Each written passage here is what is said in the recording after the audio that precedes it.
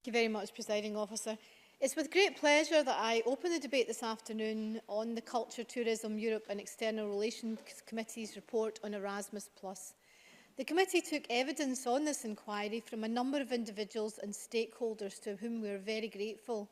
I'm delighted that many of them have been able to make it along today, and I would like to welcome them all to the Parliament. This piece of work all started with a visit to the Jack Cain Centre in Craigmillar as part of our Business Planning Day last August. On our visit, we met with young people and volunteers who told us what the Erasmus Plus programme means to them. And I would like to welcome Scott, Kim, Cameron, Shannon, Dale and Emma from the Jack Cain Centre to join us in the chamber today. I'd also like to thank our clerks who did such a great job of putting the report together and supervising the inquiry for us. Many of us here are already familiar with aspects of the Erasmus Plus programme. It's perhaps most well known for the role it plays in facilitating university student exchange programmes in Europe and beyond. Some of the committee's members have themselves participated in the programme, and I am sure they want to share their experience as part of this debate. I think the committee will agree with me that we were all very surprised and inspired to learn about the full breadth of activities that the programme supports. What our report highlights is just how broad this programme is and the extent to which it supports invaluable work across so many sectors in Scotland. For example, we heard evidence from YouthLink Scotland about how important the programme is to the voluntary and youth work sectors, and I'm delighted that YouthLink Scotland is represented here today to watch this debate. The voluntary and youth work sectors play an important role in supporting our young people in wider communities.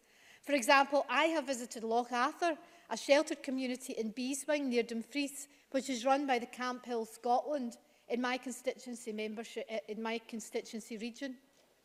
Membership of the EU, which supports programmes such as the European Voluntary Service and Erasmus+, has enabled young people from European countries to live and work on a voluntary basis beside people with learning disabilities for whom Camp Hill is their home.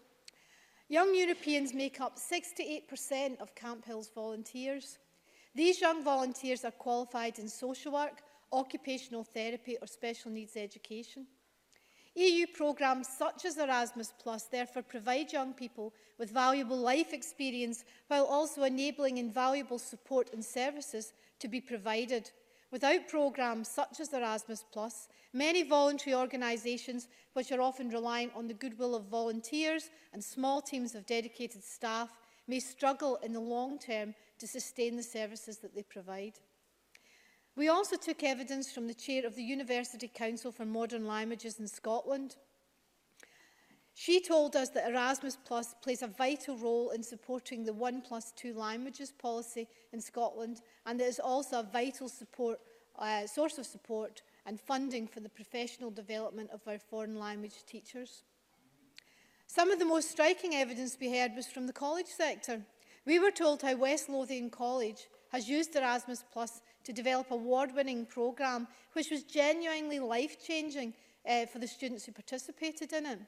We heard how this programme enables students who have never previously travelled abroad to study cookery in France, construction in Spain, hairdressing in Portugal. One observation in particular will stick with me from the evidence that we heard, and this was that Erasmus inspires students to look beyond Friday and into their future lives. Another clear message from stakeholders was that Erasmus is more than simply a source of funding for these amazing projects. It also provides an important framework that enables organisations such as YouthLink Scotland and West Lothian College to build networks with partner organisations overseas. This international cooperation not only helps the students who participate in the exchanges, it also offers new opportunities to the staff who support them. And it helps at an organisational level to share best practice and put Scottish institutions on an international stage. These illustrations hopefully highlight to you why the committee very quickly reacted and reached the strong conclusion that this programme is too valuable to lose. This is why the committee has set out a number of clear recommendations for the Scottish and UK governments. To summarise our conclusions very briefly, the committee is calling for 3 main points of action. The UK should continue participating in the programme until the end of the current multi-annual financial framework in 2020. The UK should seek to continue participating in the next refresh of the programme, which will start in 2021, and it should seek to retain full entitlements as a programme country, and I will say a little bit more about that distinction later on. If the UK Government is not able to secure continuing programme participation, we are calling on the Scottish Government to consider how it might be possible for Scotland to continue full participation in the programme after 2020. In making this recommendation, we highlight the existing institutional structures that could support this, such as Scotland's devolved competency over education and the existing support available from the British Council Scotland. The UK Government has stated its commitment to full participation in the Erasmus Plus programme up until withdrawal. In a letter, it has told the committee that the UK and EU have agreed in principle that the UK will continue to benefit from all EU programmes until the end of the current budget period. This outcome has also been welcomed by the Scottish Government in its response to the committee, and I'm sure I speak for the committee in welcoming this particular outcome in the negotiations so far.